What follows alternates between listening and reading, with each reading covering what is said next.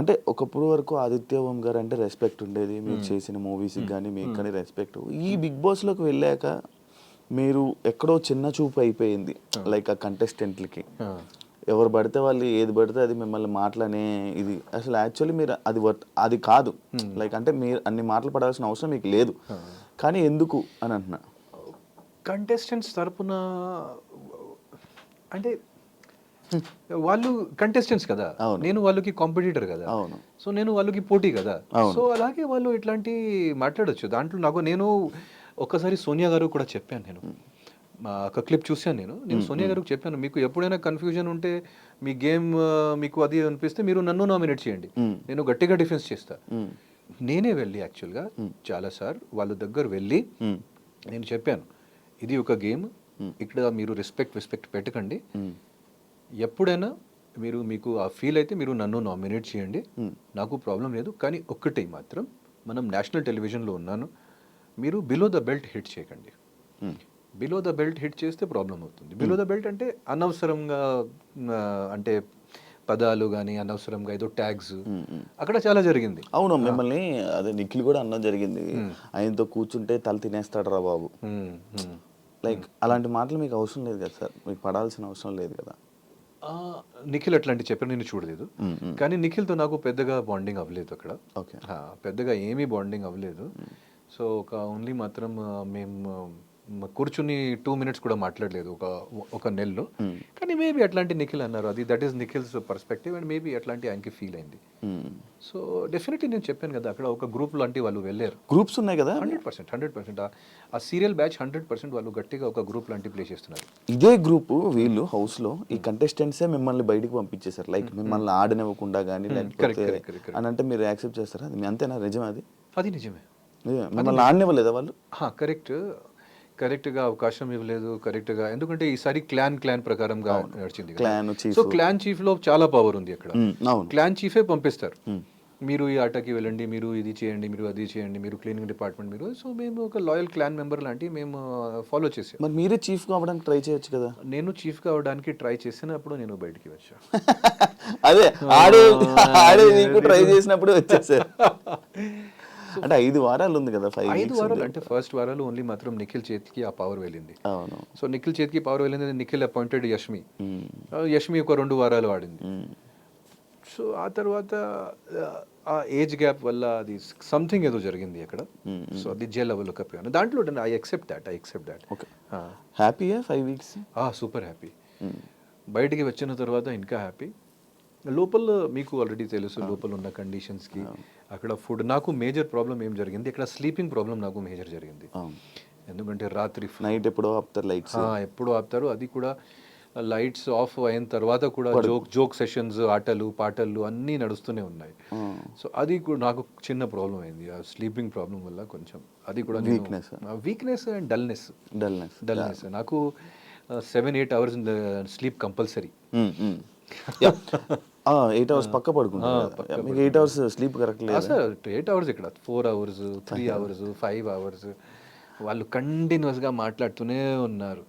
ఆటలు పాటలు joke sessions అన్నీ. ఓన్లీ మాత్రం 12 తర్వాత స్టార్ట్ అవుతుంది. మీకు ఆల్రెడీ తెలుసు. మేము అదే చేసాం.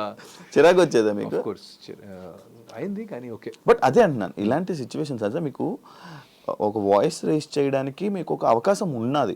కరెక్ట్. కానీ మీరు దాన్ని యూజ్ చేసుకోలేదు. అది యూజ్ చేయలేదు. నాకు అంత గట్టిగా అనిపించలేదు ఈ మ్యాటర్లో నేను దిగాలి. సో శేఖర్ భాష గారు వచ్చేటప్పుడు అంటే లైక్ శేఖర్ భాష గారు బయటకు వచ్చే టైంలో యాక్చువల్లీ శేఖర్ భాష కాదు రావాల్సింది ఆదిత్య ఓం.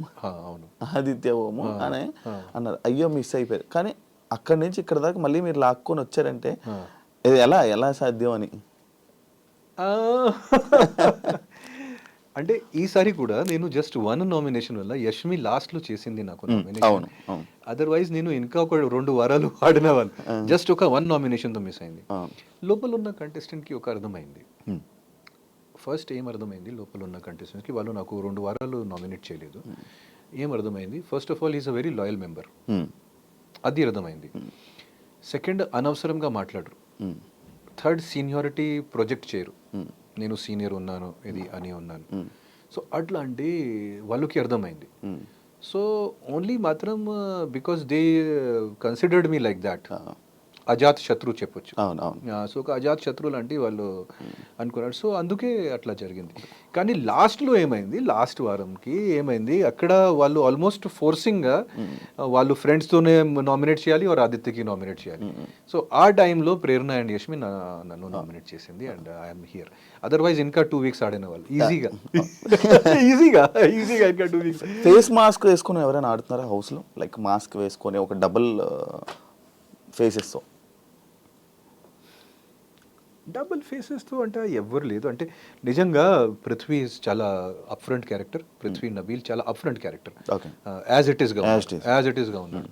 మణికంఠ గురించి అట్లాంటి నేను టాక్ విన్నాను కానీ నేను చూసినప్పుడు is really emotionally unstable character. Okay. Mask ఏం లేదు. గేమ్స్ ఆడుతున్నారు, దాంట్లో డౌట్ లేదు. కొంచెం స్ట్రాటజిక్గా నిఖిల్, ప్రేరణ, యష్మి గేమ్స్ ఆడుతున్నారు. కానీ మాస్క్స్ అంతా వాళ్ళు పెట్టలేదు. Maybe some games they are playing, ఒక స్ట్రాటజీ రకంగా దే ఆర్ ప్లేయింగ్ సమ్. అంటే రియల్గా లేని పర్సన్, లైక్ వీళ్ళు రియల్గా ఉండట్లేదు అని అనిపించిందా ఎవరినైనా చూసినప్పుడు? మేబీ నిఖిల్కి చెప్పొచ్చు. నిఖిల్ చెప్పొచ్చు. సోనియా మ్యాటర్లో కూడా మ్యాక్సిమం బ్లేమ్ సోనియాకి వెళ్ళింది. అవును అవును. సో అది కరెక్ట్ కాదు. నాకు కొంచెం అది సోనియా నాకు తిట్టింది కూడా, నామినేట్ కూడా చేసింది. కానీ నేను కొంచెం హర్ట్ ఫీల్ అవుతున్నాను. ఎందుకంటే Nikhil and Prithvi they are not kids. Sonia manipulate చేసింది, సోనియా ఇలా చేస్తుంది సోనియా, కానీ వాళ్ళు చిన్న పిల్లలు కాదు కదా, వాళ్ళకి కూడా ఒక ఆలోచన ఉండేది కదా. ఎందుకు ఆ బ్లేమ్ నిఖిల్కి వెళ్ళలేదు, ఎందుకు ఆ బ్లేమ్ పృథ్వీకి వెళ్ళలేదు? That they are getting manipulated like puppets. So నిఖిల్కి ఒకే ఒక తప్పు ఏంటంటే హీస్ అ పీపుల్ ప్లీజర్. ఆయన ప్రతి పర్సన్కి ప్లీజ్ చేయడానికి ప్రయత్నాలు చేస్తారు. ఇక్కడ కూడా మాట్లాడతారు, అక్కడ కూడా అప్పుడు ప్రతి మాటలో ఏదో తేడా వస్తుంది. ఇక్కడ చెప్పిన మాటల్లో వేరే. సో అది నాగార్జున సార్ కూడా ఒకసారి రిమైండ్ చేశారు, నిఖిల్ మీరు నారద లాంటి యాక్ట్ చేస్తున్నారు. నారద అని వర్డ్ యూస్ కూడా చేశారు, నారద. సో అది ఒకే మాత్రం తప్పు. సో అట్లాంటి ప్లే అంటే ఓన్లీ మాత్రం మేబీ నిఖిల్కి, otherwise okay. So thank you so much interview ఇచ్చినందుకు. అండ్ ఇప్పుడు మీ దీన్ని సెకండ్ ఛాన్స్ అని అనుకోవచ్చు, లైక్ మనం సెకండ్గా ఇదని అనుకోవచ్చు. దాన్ని మంచిగా యూజ్ చేసుకొని ఇంకా తెలుగు ఆడియన్స్కి ఇంకా దగ్గర అవ్వాలని మనస్ఫూర్తిగా కోరుకుంటున్నా. ఇంకా మంచి మంచి మూవీస్తో కూడా మమ్మల్ని ఎంటర్టైన్ చేస్తారని కోరుకుంటూ ఇంటర్వ్యూకి సెలవు తీసుకుంటున్నాను. Thank you so much Shiva గారు.